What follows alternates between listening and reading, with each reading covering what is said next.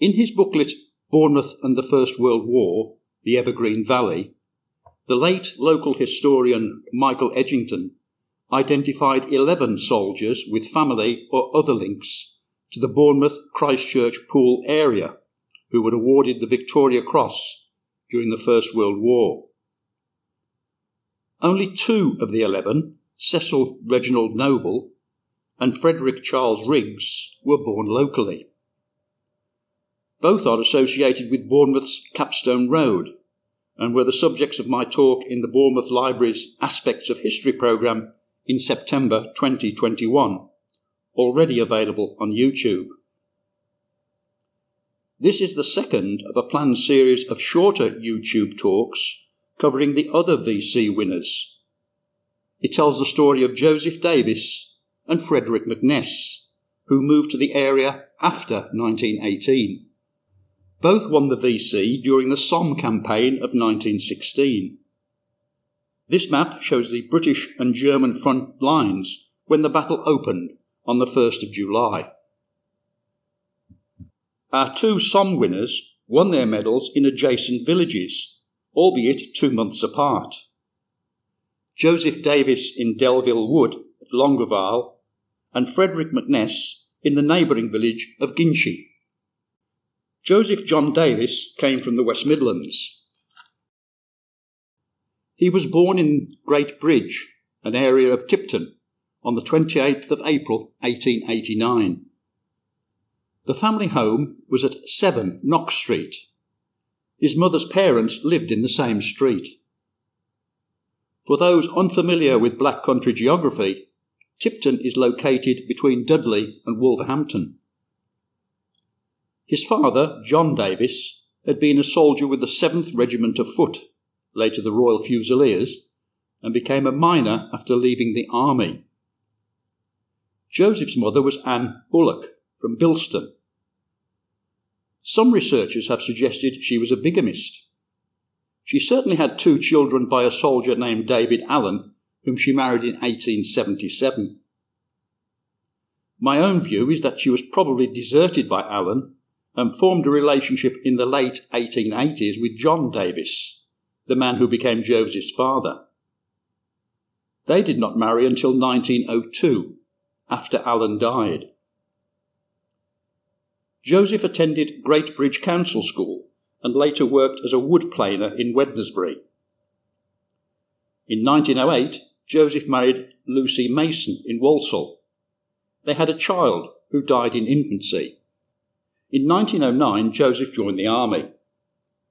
2/3 of other rank service records from the First World War were destroyed in the Second World War, but some of Joseph's papers, including his physical description in 1909, still exist. He was 5 foot 4 3/4 inches tall, weighed 119 pounds, had a fully expanded chest of 35.5 inches, a fair complexion, grey eyes and brown hair. After training at the Welsh Regiment Depot in Cardiff, he was posted to the 1st Battalion, serving in Egypt and later the Sudan. The battalion had just arrived in India when war broke out in 1914, and they were recalled to the UK. Meanwhile, Joseph's marriage had broken down.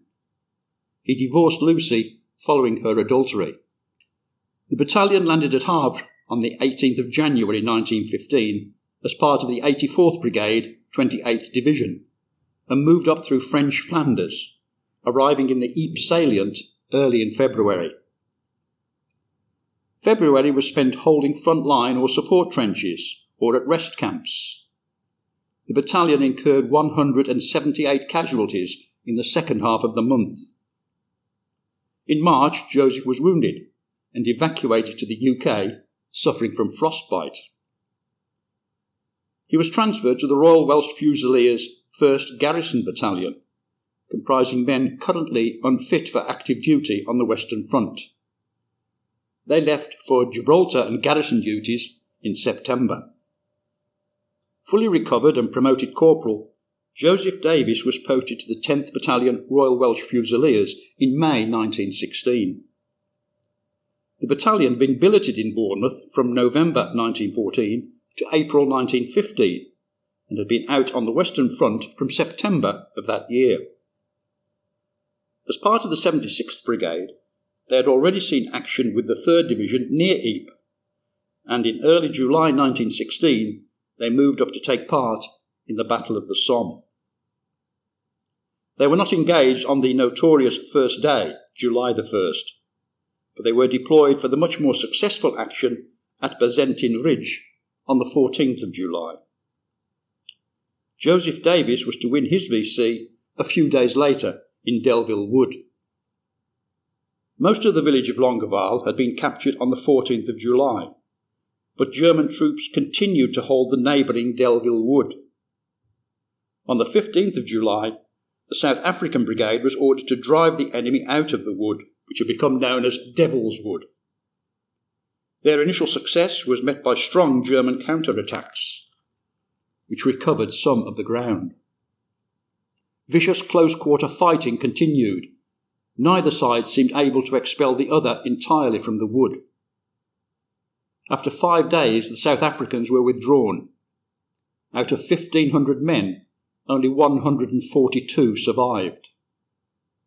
They were replaced by the 76th Brigade, and Joseph Davies's battalion launched their own assault on German positions in the wood on the 20th of July. As they advanced, he and 8 others were separated from their comrades and surrounded by the enemy. Getting his men under cover in a shell hole, Joseph threw bombs at the Germans, forcing them to retire. He then pursued the fleeing enemy, bayoneting several. On the same day, another soldier from a different company of Joseph's battalion, Private Albert Hill, also won the VC, with a very similar feat of arms. The Royal Welsh Fusiliers suffered 228 casualties. Ferocious fighting continued in Delville Wood until the Germans finally withdrew on the 3rd of September. There is now a small memorial to Davies and Hill in Delville Wood.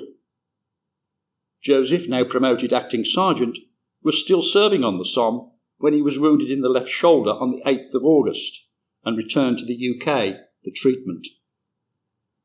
The King presented Joseph Davies with his VC at Buckingham Palace on the 7th of October 1916. The King pinned the medal to Joseph's sling.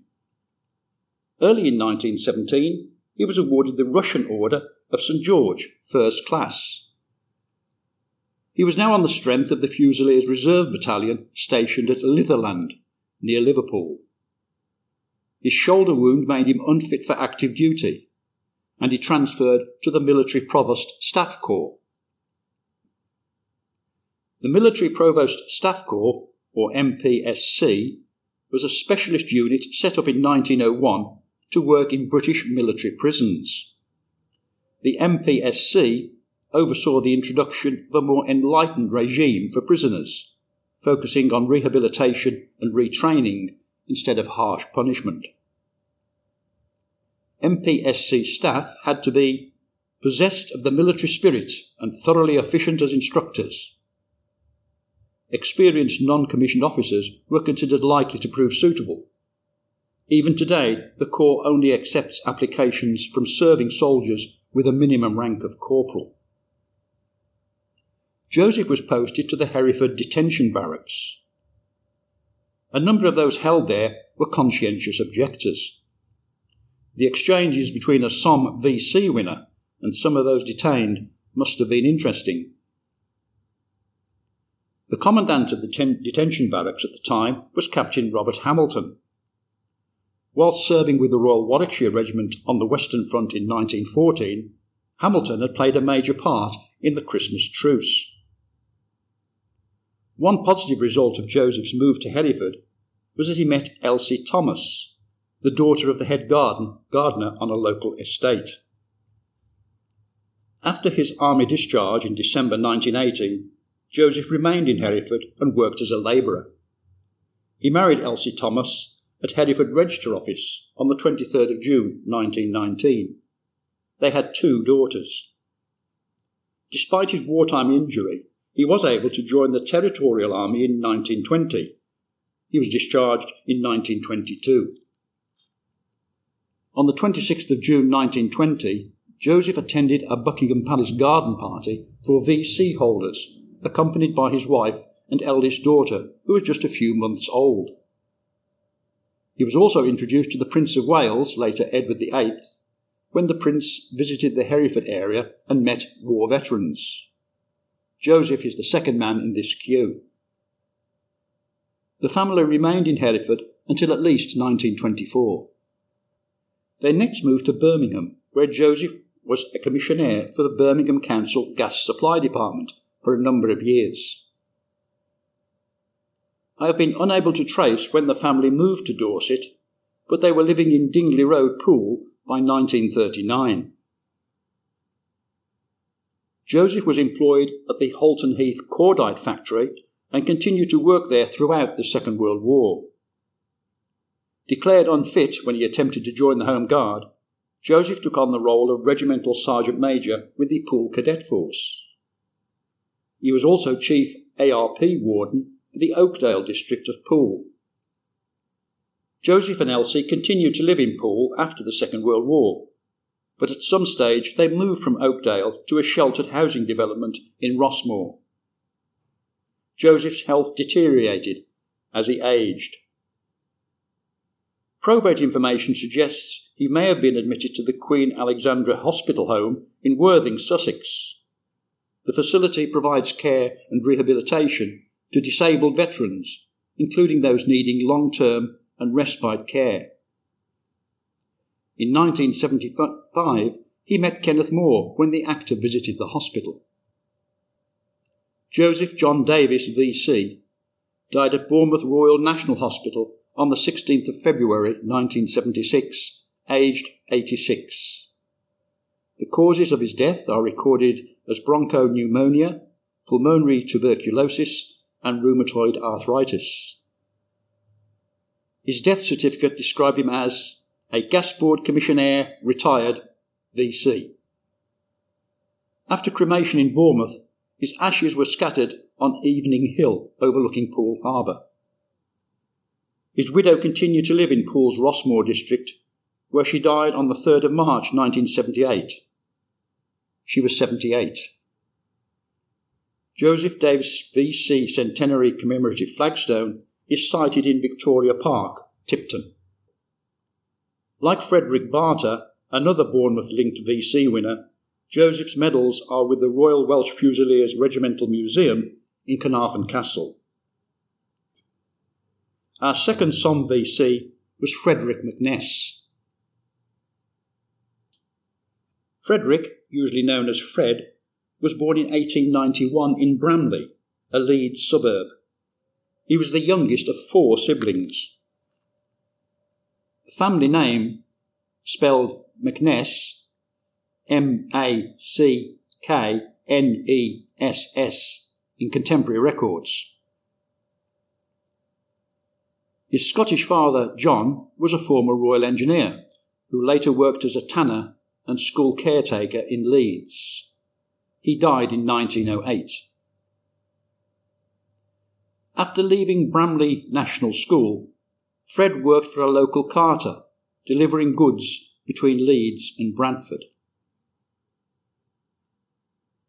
Fred volunteered for the Army in January 1915, and after training was posted to the 1st Battalion Scots Guards in April 1916. The battalion had been out on the Western Front since August 1914. After spending the winter of 1915-16 in French Flanders, they moved to Ypres in April 1916 and in July travelled south to the Somme. Fred must have impressed his officers because he was promoted to acting Lance Sergeant at the end of August. The Guards Division was kept in reserve on the Somme until September. On the night of the 9th and 10th of September, advanced elements of the division took over the recently captured village of Ginchy to prepare for their first major action on the Somme. In the days before the battle opened, James Pollard, the brother of Alfred Pollard, another of the Bournemouth-linked VCs, was killed in action at Ginchy, whilst with the 1st Battalion Grenadier Guards. The Battle of Flers-Courcelette opened on the 15th of September and saw the first appearance of tanks in battle. The main scene of action was around the village of Flers and points west, but fighting also took place around Ginchy, just east of Longueval and Delville Wood, where Joseph Davies had won his VC in July 1916. A planned advance from Ginchy towards Flers was threatened by German strongpoints at the Triangle and the Quadrilateral. The Guards Division attacked northeastwards from Ginchy. Of 10 tanks assigned to support the Guards Division, only 5 reached the start line. The 2nd Guards Brigade, including the 1st Battalion Scots Guards, attacked the Triangle and Serpentine Trench. In the course of this fairly successful but very costly attack, Fred Mcness won the VC for his leadership and determination in a grenade battle with German counter-attackers, despite being severely wounded.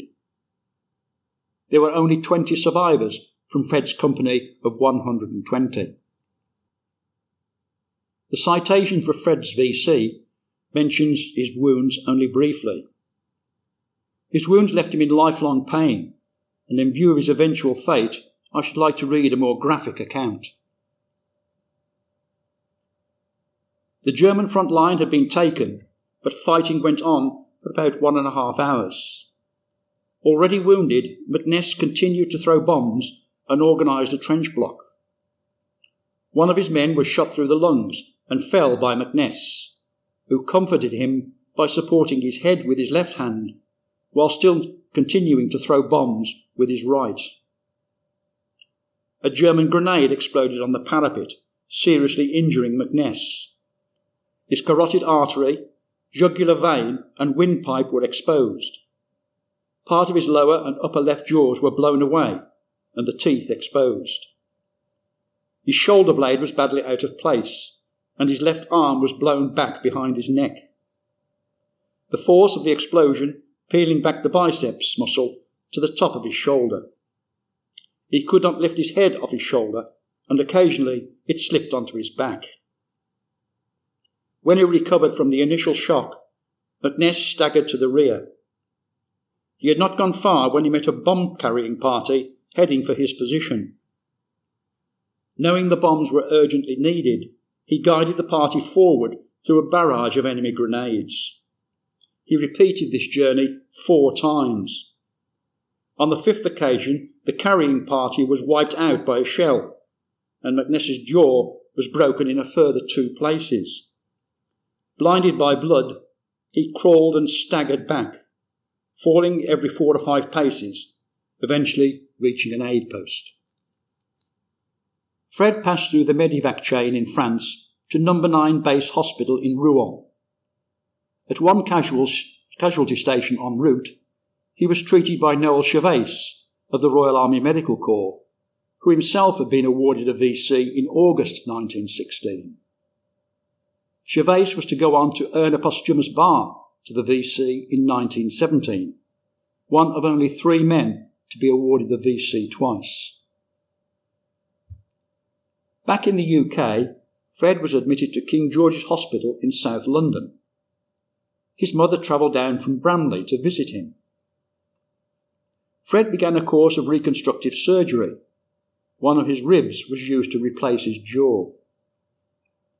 On the 9th of December 1916, Fred was driven from the hospital to Buckingham Palace to receive his Victoria Cross from King George. This was the only VC investiture that day, and Fred spent 20 minutes with the King.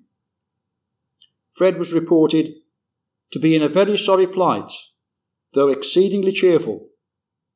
He was badly wounded in the neck, arm, shoulder and side. Fred was sent for convalescence at Welbeck Abbey, the home of the Duke of Portland, situated near Worksop. Later he returned to King George's Hospital, where he was to remain for a further 18 months, undergoing at least 8 operations. On the 16th of July 1917, Fred was fit enough to visit his hometown of Leeds for civic receptions.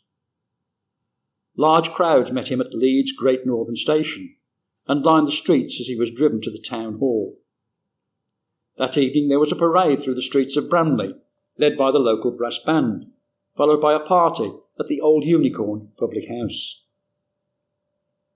3 months later he was presented with a bronze clock and side pieces by the Scots Guards at Wellington Barracks. He was discharged from the army as unfit for further service in June 1918 with the rank of sergeant. In January 1920, Fred and other returning ex-servicemen were treated to a reception and welcome home ceremony at Bramley. On this occasion he was presented with an illuminated address and the sum of £400 from a testimonial fund raised by the Bramley community. He used the money to start a shoe repair business in Leeds. Fred was residing in North London when he married Dorothy Smith on the 4th of October 1919 at St Peter's Church in Dover. Their daughter Winifred, who was born in Leeds in 1920, married in 1943 and had at least 2 children of her own. According to one of Fred's grandchildren, Fred and Dorothy first met before he went to France, when he called at a house where she was a domestic servant. She sent him round to the servants' entrance and closed the door in his face. Dorothy, known as Doris, later trained as a nurse and helped to care for Fred after he came home wounded in 1916. Fred's widowed mother died in Bramley towards the end of 1920, aged 70. After the start of the Second World War, a number of Fred's employees were conscripted and the shoe repair business closed. He tried to rejoin the army, but was rejected because of his injuries and age. He was approaching 50. He worked as a filing clerk in the Leeds City Engineers Department until he retired early in 1956. For some years, Fred's wartime wounds had been causing him considerable pain. He often experienced severe headaches and depression, symptoms we might now describe as post-traumatic stress. 40 years after the Great War, combatants were still living with its effects. Fred and Dorothy moved to Bournemouth, where it was hoped Fred's health would improve. They settled in Folkestone's Petersfield Road. But Fred's condition got no better. On the 4th of May 1956, when his wife was out of the house, Fred committed suicide by cutting his own throat. He was cremated locally. Fred is commemorated on memorial to local VC winners at Leeds Town Hall. On the right appears the name of Harry Daniels, who won his medal alongside Cecil Reginald Noble, one of the 2 Bournemouth-born VCs. 6 weeks after Fred's death, his widow Doris attended a royal review in London's Hyde Park to commemorate the centenary of the introduction of the Victoria Cross. It seems to me that our system often treats those who have risked life and limb and their dependents shamefully. The Ministry of Pensions refused to pay a pension to Doris Mcness because Fred had committed suicide. She was left with £2 a week to live on. The Scots Guards awarded her £10 a month from regimental funds and supported her in an appeal which also had the backing of local MPs. The Ministry's decision was reversed and arrears paid 1 year later. Doris remarried in 1963 and died in Bournemouth aged 87 in 1981. Fred Mcness' Victoria Cross and other medals are displayed at the Guards Regimental Headquarters in London's Wellington Barracks. A selection of the resources used to research the stories of Joseph Davies and Fred Mcness. This talk was presented by Rod Arnold, a member of the Wessex branch of the Western Front Association, a registered educational charity dedicated to improving knowledge and understanding of all aspects of the First World War. Thank you for listening.